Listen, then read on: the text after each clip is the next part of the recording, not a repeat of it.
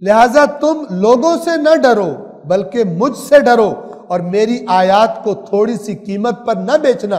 رشوت لے کے حکم چینج کر کے بڑے بندے کو جس نے رشوت دیا اس کو بچا لو، اور اگر چھوٹا کوئی گناہ کرے اس کو پوری سزا دو۔ یہ میری آیات کو تھوڑی قیمت پر نہ بیچنا، اور جو لوگ اللہ کے نازل کردہ قوانین کے مطابق فیصلے نہ کریں وہ کافر ہے۔ رشوت لے کے غلط فیصلہ کر دینا کفر ہے۔ عجیب، ہماری عدالتوں کی حالت دیکھیے، ایک کہتا ہے میں نے بڑا اچھا وکیل کیا ہے، دوسرا کہتا ہے تو کر لے جو کرنا، میں نے جج کر لیا۔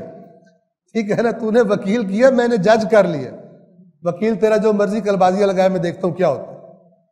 بک رہا ہے یہ۔ اللہ کہہ رہے جو خدا نے نازل کیا اس کے مطابق جو فیصلہ نہ کرے فَأُولَئِكَ هُمُ الْكَافِرُونَ، اور آگے 3 ڈگریاں دی ہیں اللہ نے جو خدا کے نازل کردہ قانون کے مطابق فیصلہ نہ کرے۔ آپ سن لیں گے، فَأُولَئِكَ هُمُ الْكَافِرُونَ، فَأُولَئِكَ هُمُ الظَّالِمُونَ، فَأُولَئِكَ هُمُ الْفَاسِقُونَ۔ اس کے بعد بندہ کہے میں یہ سارا کچھ کر کے زیارت کر کے میری جنت پکی ہے، تو تجھے دھوکہ دیا کسی فراڈیے نے، وہ بھی پیسے کھانے والا اور غلط دین بتانے والا، اور تو بھی پیسے کھا کر حرام میں غلط فیصلے کرنے والا، دونوں فراڈیے۔ نتیجہ یہ نکلے گا، ایک فراڈیے کو دوسرا فراڈیا زیادہ پیارا ہوتا ہے، حق بیان کرنے والا پیارا نہیں ہوتا۔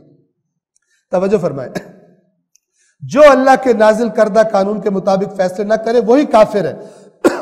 آیت نمبر 45، اور ہم نے تورات میں یہ قانون لکھ دیا تھا کہ جان کے بدلے جان، آنکھ کے بدلے آنکھ، ناک کے بدلے ناک، کان کے بدلے کان اور دانت کے بدلے دانت ہے، اور زخموں کا بدلہ لیا جائے گا، یعنی جو